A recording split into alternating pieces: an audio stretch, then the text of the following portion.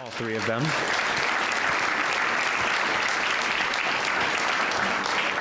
We're going to move straight into our Q&A session here, and we have some wonderful questions, so I'd like to jump right into that.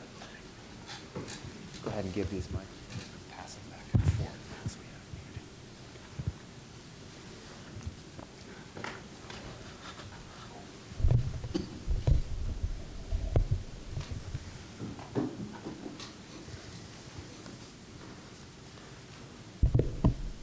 All right, so we'll see how many we can get through here. We have some really great questions.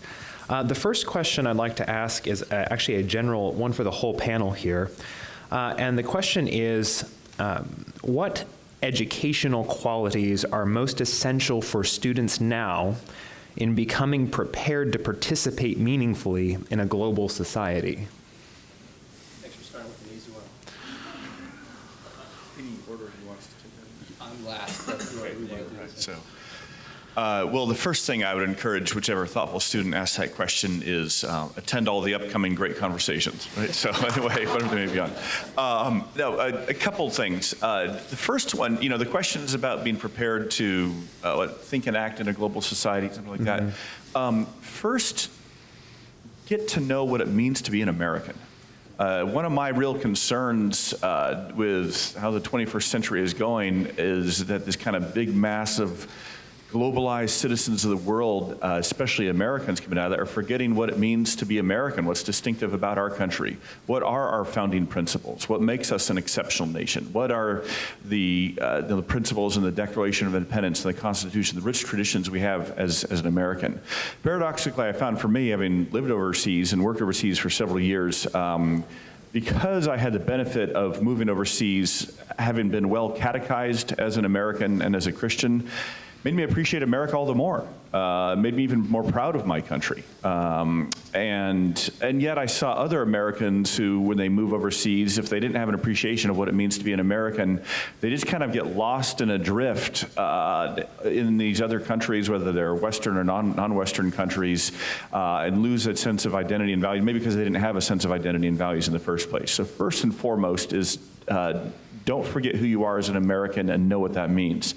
Second, paradoxically, that will equip you to learn about other countries and societies and cultures. I'm a big fan of traveling overseas, doing study abroad opportunities if you can. Maybe even living and working overseas. You can read a lot about the world, and I encourage you to read voraciously, but there's no substitute for actually going and seeing these places and coming to appreciate and understand how they see the world and see America, even if at times we may disagree on that. And the third and final one is read as much history as you can, because so much of what we're trying to navigate now may feel somewhat unprecedented. In a lot of ways it is, but I think bringing a historical consciousness and an appreciation for the past of America's interactions with the world, the past histories and cultures of these other countries, will certainly equip you so much more to navigate these challenging times. Thank you. Well, that's quite sensible. I can't disagree with any of that, nor do I want to. I went to college, and my really first international relations professor said, make sure that college doesn't educate the common sense out of you. And I didn't quite understand what he meant, but I saw it after a few years, which is why I think a high school education is so important, and what you do here at Pacifica Christian is so important. You're getting the foundation that's going to last you the rest of your life.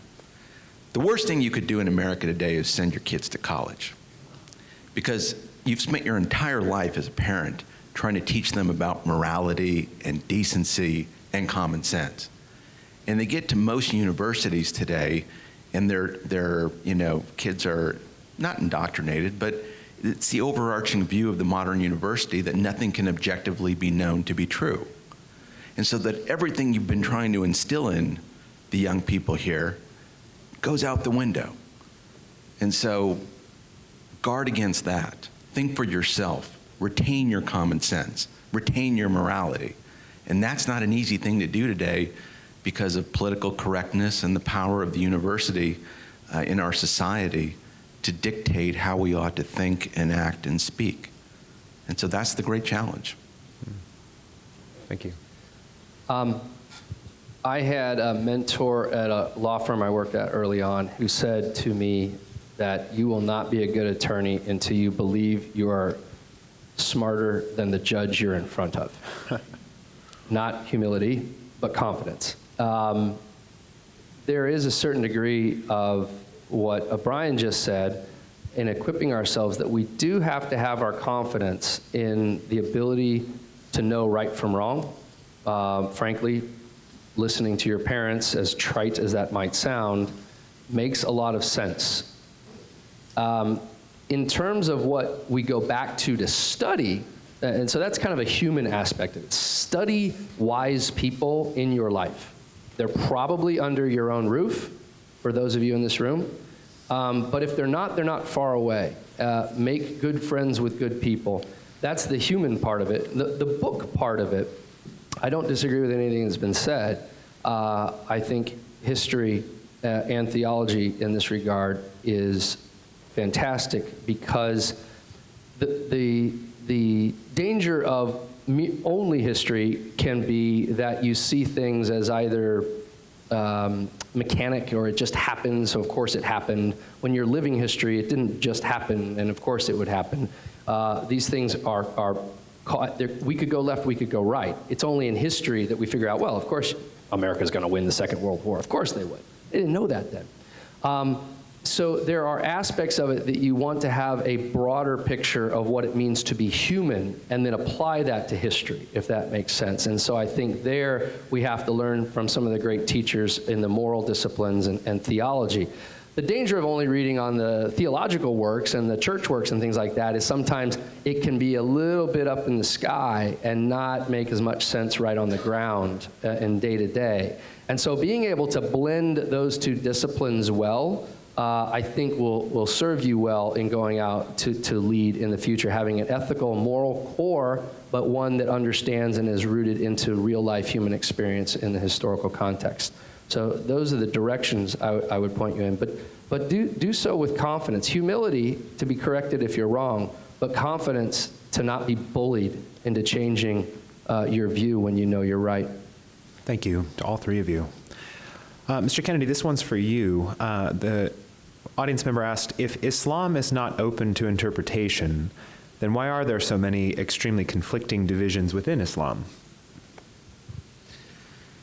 Well, there are schools of jurisprudence within Islam, but that doesn't mean that they operate in anything other than a confrontational way and death. Not subject to interpretation, punishable by death. Mm-hmm. So what do? They kill each other all the time. Their sectarian strifes lead to violence. And so they do take that very seriously. There have been periods in Islam where there have been attempts at reformation. Mm-hmm. Averroes, Al-Farabi in the 10th century tried to take Islam and the teachings of the Quran and the sayings of Muhammad and turn them into a private religion rather than a political religion. And that attempt at reformation failed. And what you see today is President Sisi, for instance, in Egypt, basically at Al-Azhar University earlier this year, tell some of the clerics there that the interpretation that was dominating was problematic for the future of Islam and its relationship with the West. And so, yes, there are confrontations, but within that, there is this doctrinal source within the Quran that dominates. You look at the Bible, you can read things a certain way. And, we have had in the history of the world, a lot of confrontation even among Christians, right? Right. And in America, with religious freedom, we wanted to avoid all that. Within Islam, that exists, and it exists both internally, these conflicts that someone suggests, but also, as we know, externally. The biggest problem with Islam as a practical matter is the radicals within it can always point to pieces of the Quran and say this is authoritative, not subject to interpretation, punishable by death, even if there are people within their own countries arguing about various details.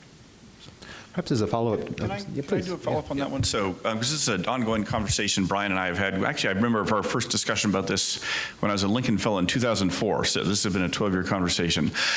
First, I want to strongly endorse part of what Brian said earlier in his comments and what he just said just now, is that just an honest look at the textual basis of Islam is going to be very discouraging for those who believe in pluralism, freedom, peaceful resolution of differences, things like that. Just one example, just about every school of Islamic jurisprudence, and it is rather diverse, but just about every school agrees that if anyone apostatizes from Islam, leaves Islam, that they should be killed. And that is, fundamentally incompatible with freedom of conscience, toleration, et cetera. But where I part ways with Brian is twofold. One, an understanding of what is Islam, and then second, how should the American government, the American people talk and think about it. And let me just walk you through a few of the ways I think this is such a vexing problem. And my concern is this is not just an academic debate, but has very real implications for our country's security. So again, there's about 1.3 billion Muslims in the world, incredibly diverse, ethnically, geographically, et cetera, et cetera. There's been lots of polling done of their beliefs and attitudes, and I've experienced this myself. I lived in a Muslim country, the United Arab Emirates, for a little over a year. I've visited about 20, 25 Muslim countries, and engage in extensive discussion with Muslims. And you talk to 25 different Muslims, you'll get 25 different beliefs or understandings about what their faith teaches and doesn't. And they all think they're being good Muslims, and they all want to be good Muslims. Now, one could say that's analogous. Talk to 25 different Christians, from Anglicans to Catholics to Orthodox to Methodists to liberal Episcopalians. You may get similar stuff. But what this means in practice of that 1.3 billion is, I'd say, it's hard to break down the exact numbers, but of that 1.3 billion, probably about a few 100,000 would be either violent jihadist terrorists or very, very actively sympathetic and supportive of that. And that's horrifying. That's several 100,000 people who want to blow us up and kill us. It's also a tiny, tiny, tiny, tiny percentage of 1.3 billion Muslims. The next concentric circle would be maybe another 50 to 200 million Muslims who would be supportive of the Muslim Brotherhood in terms of a pretty, say, the imposition of Sharia on their country, a pretty narrow and tolerant interpretation of the faith. They may not necessarily be suicide bombers themselves and might not even necessarily like that, but they're somewhat supportive of it. Again, that is horrifying. That's very discouraging. Then there's another 1 billion or so Muslims who are more or less okay with democracy, more or less okay with Christians and Jews, may not have the most progressive attitudes on women's rights or some things like that, but they're not really the enemy. And my concern is that when Americans, Brian, others like him, sometimes myself, when we start talking about, no, you need to understand, true Islam teaches violent intolerance and attacks on Christians and Jews.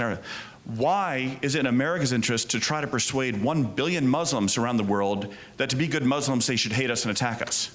That's not in our interest. Maybe they're not being good Muslims according to a literal reading of the Quran, but my goodness, why are we going to be out there trying to argue and persuade them that that's what it means to be a good Muslim?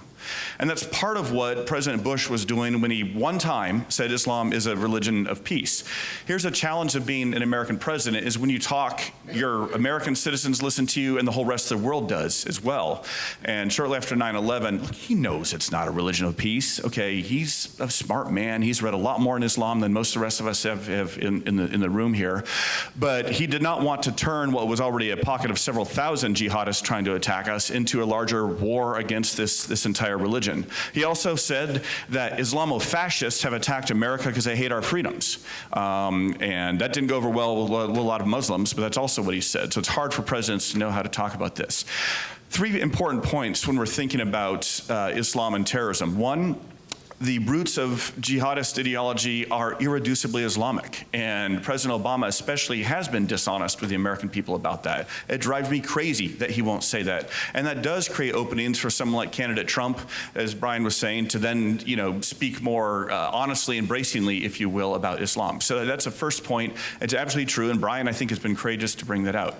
Second point, Far and away, numerically, the largest victims of Islamic terrorism are other Muslims. And I'm not saying that in an emotional way. I'm talking about the hundreds of thousands of them who've been killed by Islamic terrorism, way more than Europeans or Americans have. And so that's where it really is a war within Islam. Third point, America's most important allies in fighting to defeat Islamic jihadism are other Muslims. And I don't just mean that in a touchy-feely way. I'm talking about, you talk to the intelligence community, you talk to special operators. Who are they relying on for intelligence about telling them who are the bad guys and who are not? Other Muslims. Especially if you talk to our folks who've deployed overseas in Iraq, Afghanistan, Syria, elsewhere, they'll tell you very compelling stories about other Muslims fighting and dying alongside them to defend American values and to try to take back their faith from the violent jihadists. When I lived in Dubai, the government there had set up several churches for Christians to worship in.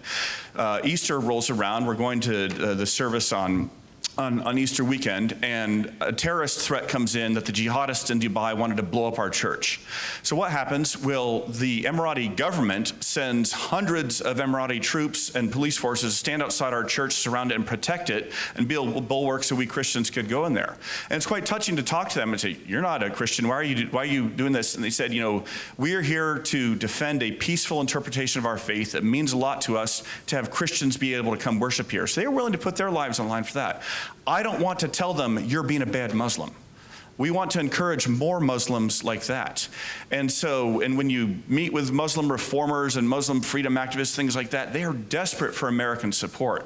One final point. Again, when one presidential candidate comes out and says we need to ban all Muslim immigration, and he did say that, then he said moratorium, then he said majority Muslim countries, he's been all over the map of that. Within a half hour of him saying that, I know this because I still work with the intelligence community, I just put out a recruiting video that goes all over to their networks, and hundreds more young Muslim men sign up for ISIS. How is that good for American security? Well, Will is perfectly sensible about everything you just said. I don't really, to the extent that we can get the Islamic world to change the way it thinks about itself, we should be all for that. I think my point, though, was at the level of morality, you want to be clear with the American people who the enemy is and what they believe. We were not. And if there was anything that inspired the Islamic world, the radical parts that want to kill us, again, it's not the 1.3, it's this subset. But the other people support the subset substantially, or they don't do much to stop the subset. When we're going to have this civilizational conflict, we owe it to the American people to be clear with them about the nature of the enemy. Absolutely clear, because it's their children who are going to fight and die to defend this country. And as I say, I keep on hearing we don't want to anger 1.3 billion Muslims. Well, the 1.3 billion Muslims ought to be worried about 300 million pissed off Americans who just had their countrymen killed and are now being told that the people who did this were cowards. We did use that word. Yeah. They weren't cowards. They flew planes into buildings in defense of a religious belief that they held quite seriously. They believe they are fighting a civilizational war against us. And I think the reason Trump is popular is because there's a substantial, to repeat myself, number of Americans who think this doesn't make sense. It doesn't seem like a religion of peace. It doesn't seem right. Why are we letting more in? San Bernardino, not that far away from here, this couple, they moved to the United States. They read the online magazines. They work in San Bernardino. Their coworkers throw them a baby shower. 6 months later, they come in and slaughter them. There is something about Islam that we cannot comprehend. And you don't need to vilify everyone. I know you weren't, or excuse me, I don't think I was trying to vilify everyone, but I am asking that we have moral clarity about who these people are. Because let's let in a few 100,000 more, many of whom now want to kill us because of Donald Trump, or because they read the Quran, or they read Inspire, or they read Nabik, the ISIS magazine. They've radicalized parts of the world that now will cause us problems, perhaps indefinitely. as a practical matter, what we didn't do after September 11th is destroy the cause of Islam as a political cause. We didn't launch an attack against them in such a way that they thought they were on the losing side. We should have done something, and I don't know what the something was, but so that 30 years from now, they're huddled around a campfire saying, my God, what were they thinking going after those Americans? What a very bad idea. Our lives have never been the same. Instead, we hemmed and we hawed. Even when President Bush was solid about certain things, I think, as I've said, he got some things wrong. We allowed the cause of Islam as a political movement to morph into now a global ideological movement that believes in the destruction of the West. And then, something's going to happen again, and we're going to have the opportunity. And, I just want to make clear, it's not about persuading them that they ought to be, more radicalized. It's about persuading Americans that, in fact, there are many who are radicalized, and that if we're not careful, we're going to import to this country several 100,000, millions more Muslims who believe in our destruction. And that cannot be good for the well-being of the American people. Thank you, gentlemen. Mr. Carlson, would you like to add anything to that? I'll let the two pros sort out the nuances of it. The thing that strikes me a bit in this whole conversation is back to the American soul, and we have to think, and it can be hard, about how we want to see the world and the people of the world and ourselves is not always how it is. We have a desire, I think, as a nation for good and to hope, sometimes beyond reason, that others seek that same good. So if we just talk about this, we'll get this sorted out. And I think, as Brian pointed out in his remarks, some of these tyrants are bad, they know they're bad, and they're quite happy being bad. There's not a discussion going on here. But as Americans, that's not in our moral fabric. Well, if I did something wrong, let me know and I'll pay you back. And the thing that has struck me historically, and it's hard because we are Americans, so to not see it this way is foreign, obviously. But in our election of 1800, not that long ago by human history, we had a remarkable thing happen, which is that the entire power structure of the nation passed from one political party to another political party without anyone dying. That happened in 1800. It had never in recorded human history happened before. Now, I don't think, regardless of who wins this election, many of us in this room are thinking, oh dear, I'm going to have to hide. I will be hunted down. But as political parties changed hands, Greece and in ancient Rome, and wherever you look, kings are deposed in Europe, there's a massive amount of violence that somehow America figured out in this great grand experiment of ours how to avoid that. That is a miracle by any definition, and we have the change of power. Now, we all as Americans just think this is logical and normal, but my point, I guess, by way of response is that is not the historical norm, nor is it necessarily the worldwide norm right now. Right now, there are others that we have to be engaged with who might think, no, if you're not with me, not just you're against me, and we can agree to disagree, but I need to do bad things to you. Because that's been human experience since, as far as we can tell, somebody ate a piece of fruit off the tree. And then in 1800, in our national, it changed. And we are on the other side of that. So it seems very normal to us, but it's not historically.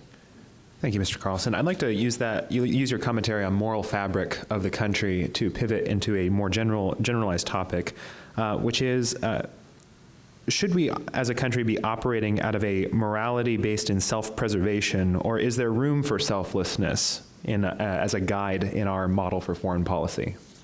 Well, I'm just going to quote Dr. Inbone's remarks that sometimes our self-interest is tied into a certain selflessness. I actually, and what I was trying to communicate in my remarks, if first and foremost isn't self-interest as a nation, then I think you are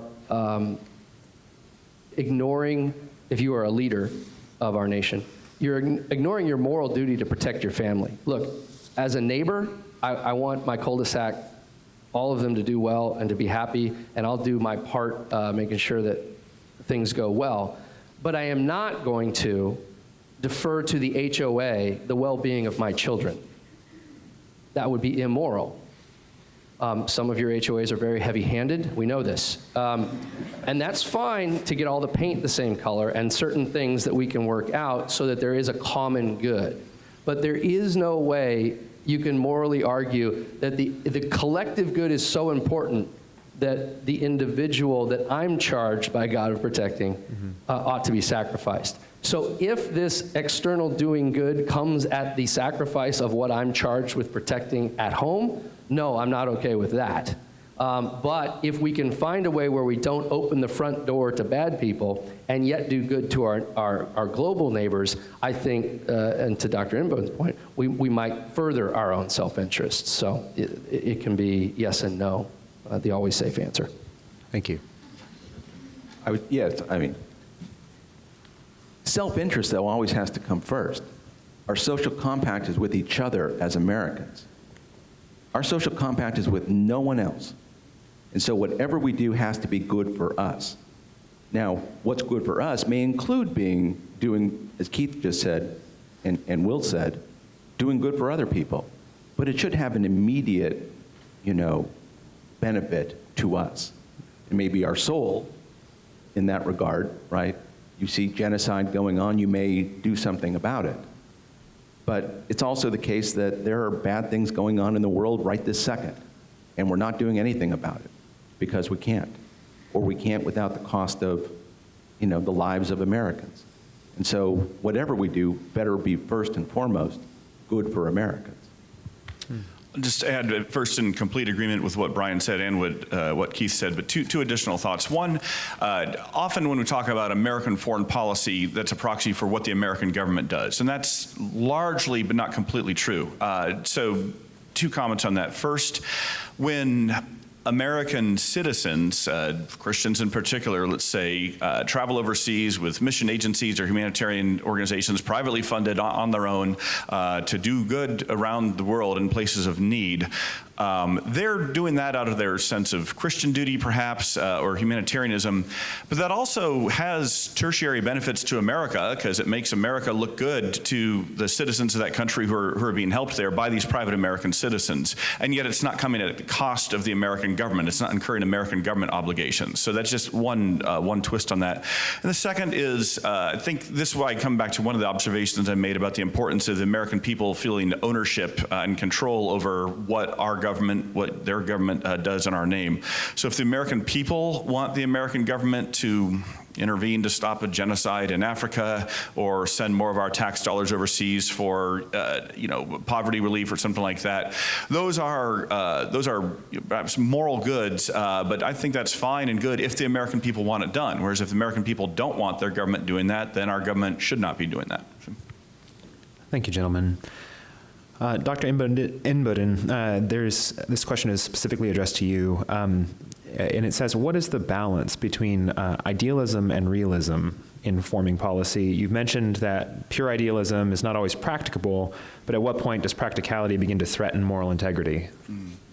Yeah, no, very good question. And again, dissertations have been written on this. There's many more yet to be written. So I hope that's a future PhD student who wrote that, if not. The first I would say is I'd partly take exception, though, as I tried to point out in my comments, it's not always necessarily this dichotomy between the realism and the idealism. Sometimes realism can be very unrealistic, as when it takes a really desiccated, narrow-minded view of the American interest and ignores, like the example I used from Afghanistan in the 1990s that these humanitarian atrocities are also anticipating a terrorist threat. Okay, so that would be one example there. So sometimes our values and our interests are really one and the same, or very closely linked. But lest I sound too much like the equivocating professor, I'll say at the end of the day, more often than not, when there comes to be that tension between those two, as there sometimes are, I come down on the realist side. It's partly a function of living in a fallen world of, like I said, wanting to restrain some of the utopian impulses that can get us in trouble, and just dealing with power realities as they are. Thank you. Mr. Kennedy? Mr. Carlson, you good? Mr. Kennedy, we have one specifically addressed to you. Is there evidence of a large, quote, politically moderate population in Iran who, while nominally Muslims, are not convicted or committed to the destruction of the West and Israel or to the Grand Jihad? Well, that's a great question. I've got to meet a lot of Iranians, especially living here in Southern California, but my oldest son's married to one, and I have 2 grandchildren by one. And so I've got to have a lot of conversations with Iranians and Iranian Americans, and you know, they're perfectly charming people. They had Islam, you know, foisted upon them after the defeat of Persia by the Muslims. They have a very small percentage of Iranians actually go to mosque. Like 1.5% of Iranians go to mosque on Friday. I don't think they read the Quran with any seriousness. The harder part, however, is whether there are genuinely moderate elements, or moderate in the way we think of moderate. The vast majority of the Iranian people don't want to destroy America. They want to come to America and be part of, you know, Tehrangeles, which is, you know. One need only look at the Instagram of a Iranian in Iran, or Facebook, or any of those things, social media, and just see that they want to live like Westerners.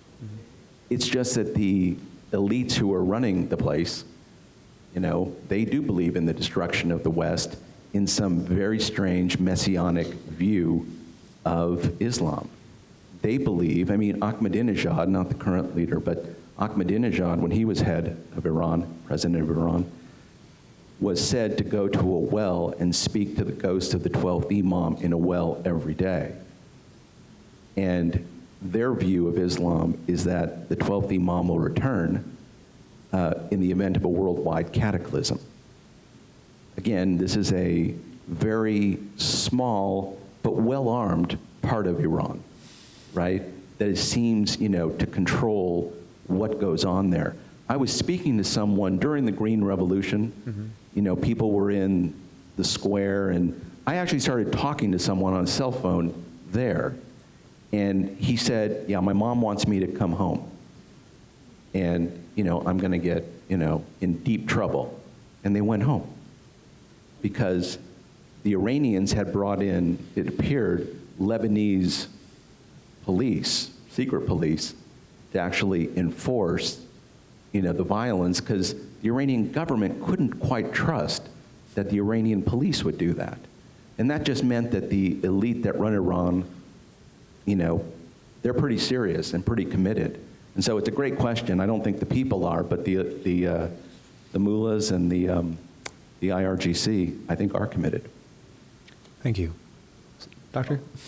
All right. Doctor, we have a question directed to you. As the USA seems to be increasingly evolving into a post-Christian nation, do you foresee the decline of moral judgments in foreign policy decisions when dealing with nation states on human rights issues? Are we seeing this occurring today in the administrations of, for example, policies toward the Middle East, Venezuela, and Cuba? Great question. Short answer is yes, that I think with the decline of the Christian faith in our country at all levels, I mean, the grassroots as well as certainly with the secular elites, you see much more moral equivalence, I think, certainly coming out of the current administration, which has been so quick to apologize for alleged American misdeeds, past and present, and so hesitant to condemn Castro's tyranny or Chavez tyranny or any of these other things. So, but at the same time, what I found in some ways even more discouraging is there's no one out there who really is a moral relativist. There's people who say they're moral relativists but aren't, and then those who, like me, I'm not a moral relativist, or at least more honest about it. So for example, this administration has been very moralistic and incredibly judgmental and incredibly dogmatic in pushing LGBTQ rights around the world. So they won't do it for Christians and religious freedom, but they will for whatever particular group has become their favored one, and they're incredibly sanctimonious about that. And so I see that, I thought, you are not being very morally relativistic there.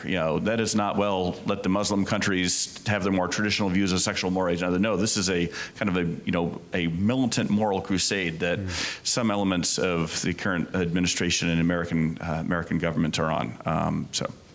Thank you.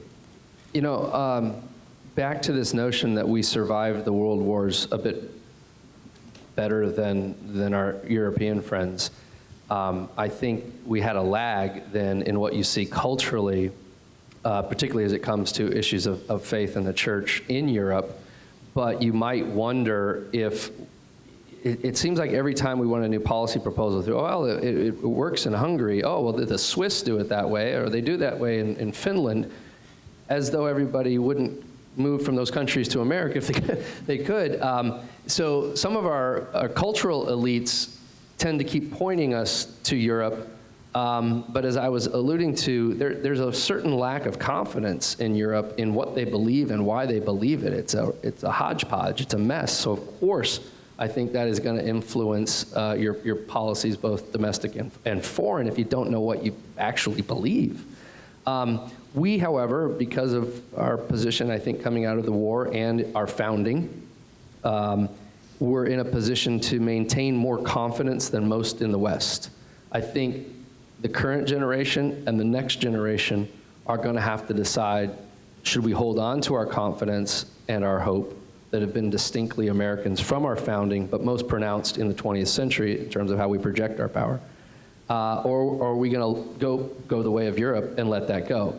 And churches become nice tourist sites to go visit. Quick aside, my family was in London last summer, and we went to the concierge about going to a service at Westminster Abbey the next day. It was Saturday, and he said, Westminster Abbey's not open on Sunday. Because no tourist had ever asked to go to Westminster Abbey as a church in his time at this hotel. They'd only asked to go to it as a historical relic and site. If we go the way where people go to visit our churches as tourist attractions, and not as for any sort of moral training and moral undergirding and faith and hope, yeah, it has to influence the society and how it's going to vote for its leaders and what those leaders are going to do. It has to. But we do have this tension between where Europe went in the 20th century and where we are in the 21st, and we have to get that right. So just one other coda to this. Natan Sharansky was the great Soviet dissident imprisoned in the Gulag for years. Eventually, I think in 1986, was released and got freedom in the West thanks to President Reagan's advocacy. And he's now a Israeli political leader. And he's got a really bracing way of putting this. He said, what we are missing in the West is moral clarity. He's very big on moral clarity. And he says, look, yeah, there's different forms of representative democracy and government, that kind of stuff. But at the end of the day, you really divide the world into free societies and fierce societies. And he says, I'll just give you the standard test to know which one you're in. Can you walk into the center of the town square in whatever town or village you are and publicly say things critical of the government? If you can, without being arrested or shot, then you're in a relatively free society. If you can't, you're in a fierce society. And it reminds me of one of my favorite lines from President Reagan when he was meeting, the joke he used to tell, he says, I was meeting with Chairman Brezhnev and I was trying to illustrate to him what it means to live in a free country like America. And Reagan said, I told Chairman Brezhnev, Mr. Brezhnev, America is such a free country that any American citizen can stand right in front of the White House and yell with a bullhorn, Ronald Reagan's a bum and an idiot, and he won't get arrested. And Brezhnev says, Comrade Ronnie, that's not such a big deal. He says, in the Soviet Union, someone can stand in the middle of Red Square and yell the same thing. think about it for a second. Well, in order to bring our Q&A section to a close, there are a number of students from our school in the audience here, and one of the questions that they bring up a lot in our humanities sections, and just generally I hear from my fellow faculty, is they're always trying to look ahead and trying to hone their character as students to being able to participate in conversations like this. So I guess to bring it back to our reason for being here, the great conversation, my final question for all three of you would be, for students growing in the ability to have civil discourse, what character trait stands out in your mind as foremost in holding an effective civil discourse? Take a quick starting stab. If I were to pick one, I guess it'd be humility. Realizing that as much as we do need to be confident in our own beliefs, we do need to know what we stand for, and we do need to know why we stand for it. No single one of us has a monopoly on all wisdom, and even when we're right and we know we're right, our goal is not to necessarily demonize the other, but persuade them. And sometimes you persuade them first by loving them and showing love and regard for them as a human being, and having the humility to hear them out first and admit. Sometimes we may not always be right and may not have all the answers. So. Thank you. I think I would say courage.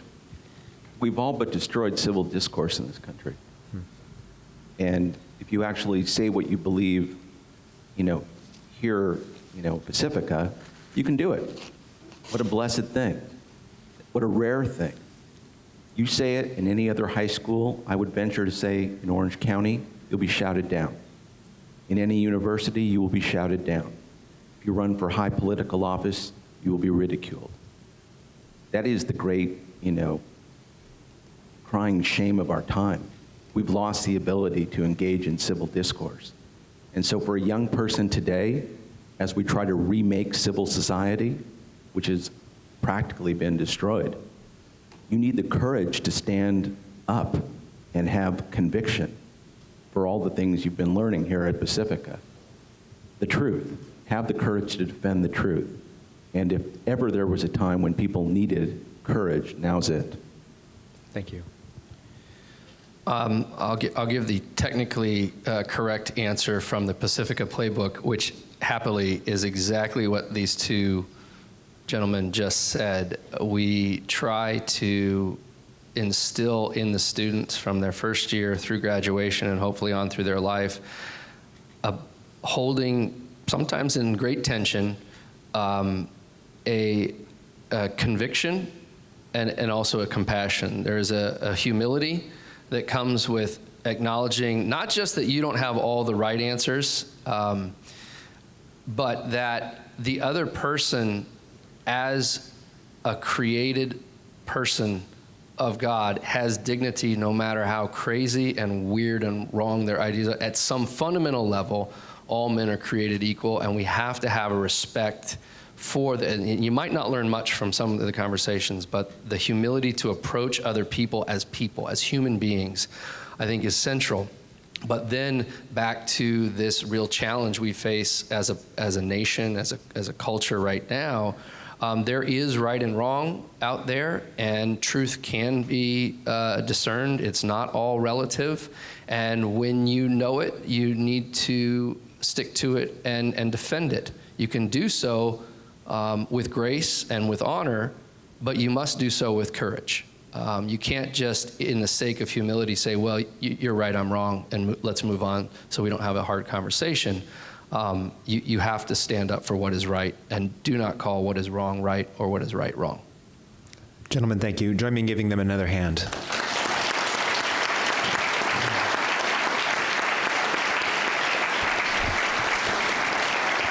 At this time, I'd like to welcome up Reagan Phillips to close us out.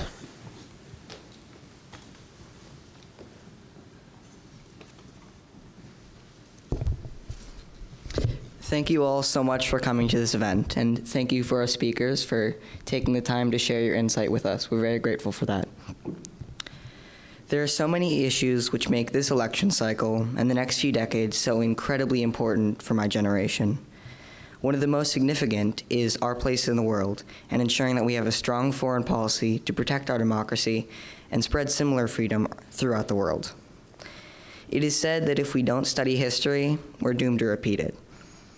I already had a passion for learning, but even in just a month, Pacifica Christian has ignited in me a desire to understand the building blocks of our nation by studying in depth the civilizations which came before it. The level of discussion and teaching is enriching beyond belief and is helping me in ways that I know will not just shape me in my future academic work, but in life as a confident leader who can stand up for what he believes. I'm so grateful for the teachers who treat us so respectfully, and not just like students, but as future business owners, lawyers and doctors, clergy, maybe even politicians. I do believe that God has his hand on this school, and with gatherings like this, many lives will be touched, both in Pacifica and in our community. So thank you to our speakers, and thank you all for being here, and I hope you can join us for future TGC events, and I hope that you will all take this great discussion and apply it and continue it in your lives. Thank you.